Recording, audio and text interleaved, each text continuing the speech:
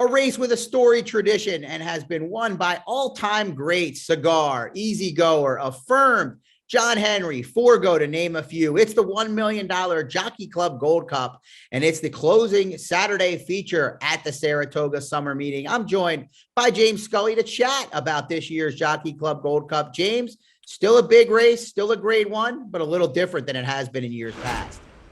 Yes, Scott, and the Jockey Club Gold Cup will be run for the 104th time this year. Like you said, it's been won by all these distinguished Hall of Famers, Horse of the Years, champion older horses. Used to be run, though, in the fall at Belmont Park, going a mile and a quarter there, usually in early October. The date changed last year. They've moved it to the tail end of the last weekend of the Saratoga meet.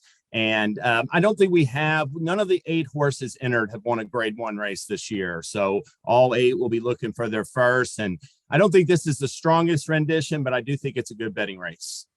I would agree with that. There's no flight line, no Life is Good. So kind of, the top second tier horses, though, I think you could make the argument are here. We saw Life is Good in the Whitney. We'll see Flightline in the Pacific Classic. But horses like Olympiad, American Revolution, First Captain, Dynamic One, and a couple of others in here certainly are not chopped liver. Let's talk a little bit about the pace in here, James. I think some might make the case that Tax from the inside could be loose with Kendrick Carmouche aboard. Comes off a win over the slop against Lesser at Delaware Park. Do you see Tax loose on the lead, or do you think there's some horses that are going to press that one? I think it depends on how untreated breaks. Now, I'm not saying, Tax might have needed that race. I mean, obviously, he was off for a long time. That was a solid performance. He's not fast enough to challenge. But if he doesn't break running within 10, I think untreated could be showing the way. But those are your most likely possible pace setters. Olympiad, though, from post 2, Scott, I could very well see a Stephen Foster type trip where he's up close tracking in second. Right. Now, when I first looked at it, I thought Tax would line up first, Olympiad second. They might not go fast, but then you look at it a little closer. Todd Pletcher enters 4 in here. He's very unlikely to let Tax and Olympiad sit 1, 2. I would have to think untreated, probably the likeliest of them to at least try to put some pressure on those. Lots of ways to go, James. Let's talk a little bit about Olympiad, who you mentioned. Disappointing effort in the Whitney. Can we forgive that effort? I can't, Scott, because I don't think Saratoga's his best track. I didn't like his effort where he got drilled by Baby Yoda last fall. Granted, that horse ran well, but to get beat like he did, I thought was disappointing. I think he's better at other venues. And my other big concern is I don't think a mile and a quarter is an optimal distance. So at a short price, I'm trying to beat him, but, he's the most accomplished horse in the field. I'm going to take the opposite view with him, a horse that I definitely was wrong about in the Whitney, trying to beat Life is Good. But I thought maybe you could excuse the effort for a couple of reasons. One, when you're chasing a horse like Life is Good, it's not the normal racing experience in previous starts. And I think in this one, Olympiad will be able to settle in a little bit easier. I also like the fact that he'll get a race over the track. Now, he has raced here before, so it's not as if it was his first try, but I think it's a deep track at Saratoga. I think it will benefit him having that race. And then you mentioned it, the trips. Now, I'm not going to be willing to swallow too short of a price on Olympiad in here, but I do like him. I do think he's the likeliest winner. And I don't think Bill Mott, the Hall of Famer, would rush this one back like he is if he wasn't in good form. Let's talk about some of the Todd Pletcher runners in here, starting with American Revolution, who ran second in the Stephen Foster. I'm sure he's going to take plenty of support, opted to not run in the Whitney. He comes in fresh for Pletcher. Yeah, and they just scratched him because Life is Good is also owned by WinStar. They said they would have run American Revolution on a wet track. It did rain that afternoon, but they scratched him early in the day when it was fast and dry. American Revolution won the grade 1 Cigar Mile last fall. He's the only horse to ever win a grade 1. None of them won this year. I think his optimal distance is a mile or a mile and a 16th. I have the same concerns with him as I do with Olympiad trying to get a mile and a quarter on Saturday. And, I can just look at that effort in the Blame where he finished 4th as the favorite. I know he might have needed a race, but a little bit uninspiring, even his mile and an 8th effort, Scott. Yeah, he got a real good trip in the Foster and was no match for Olympiad, who was right up and on that pretty contentious early pace.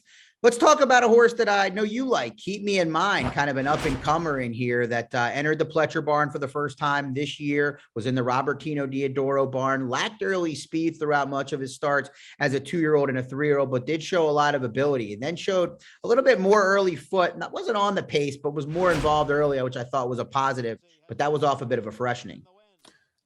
Yes, and I'll just say this, a little bit about this pick is that I think this race is ripe for a new shooter per se to step up and make an impact. We already went over two I thought might be distance challenged. First, Dynamic One, first captain and untreated. You could have thrown a blanket over them last time in the Suburban. I don't think much separates any of those. Keep Me in Mind was a high-class 2-year-old, ran second in Essential Quality in the Breeders' Cup Juvenile, won the Grade 2 Kentucky Jockey Club at Churchill Downs.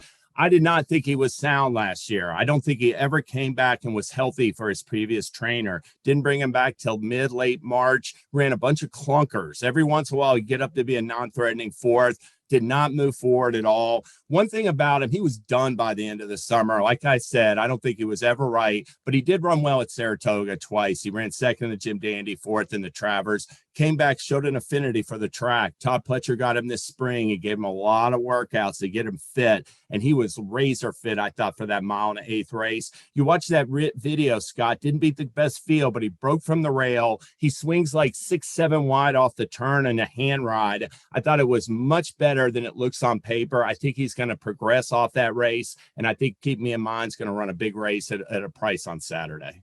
Yeah, I was excited for him for his first start for Pletcher. He's my second choice in here behind Olympiad. I'm with you. He appears to be a horse on the come. We kind of know what we're getting with a lot of these runners in here, and Keep Me in Mind seems to have upside. A little bit concerned. He ran with Lasix last time. He won't get the anti-bleeding medication here. You did throw in the 3 horses coming out of the Suburban. Do you think they're all a cut below the horses that we like? I know Keep Me in Mind a little bit of a wild card, but Olympiad, American Revolution, class above them, or? I do think so. I mean, Dynamic One's the best for the distance, better than Untreated or First Captain. I wouldn't use those horses. I could see Dynamic running well. Obviously, he's in good form right now off of the last 2 races, but I do think he's a little bit of like more of a B or C type in this spot. Yeah, I agree. And it almost feels like Todd Pletcher managed him as such. I know he ran him in the Blame, didn't bring him back in the Foster, opted to go in the Suburban. He got a really good setup in the Blame, took advantage of it. So the Suburban, I'm with you. I think it was kind of a B tier type race, even with the best of the best not being in the Jockey Club Gold Cup. Well, it's a fun race. Looking forward to seeing the return of Olympiad. James, I like your going a little bit outside of the box with Keep Me in Mind. The Jockey Club Gold Cup, one of Saratoga's bet back promotion wagers, one of the eligible races for TwinSpires. I'm sure most of you have already opted into this promotion, but remember, if you have not, to opt in before doing so, you get up to $10 back on your win bet if your horse finishes second. Best of luck in this year's Jockey Club Gold Cup and on the final Saturday of the Saratoga Summer Meeting.